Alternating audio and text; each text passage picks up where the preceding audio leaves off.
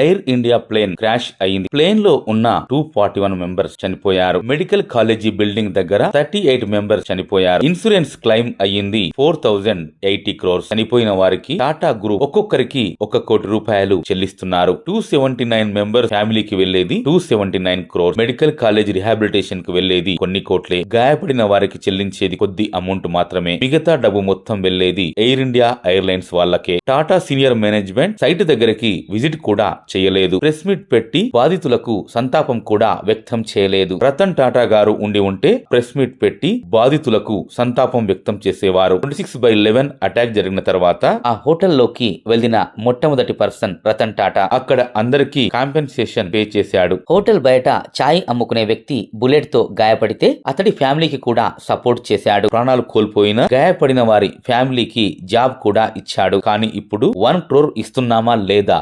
That's it.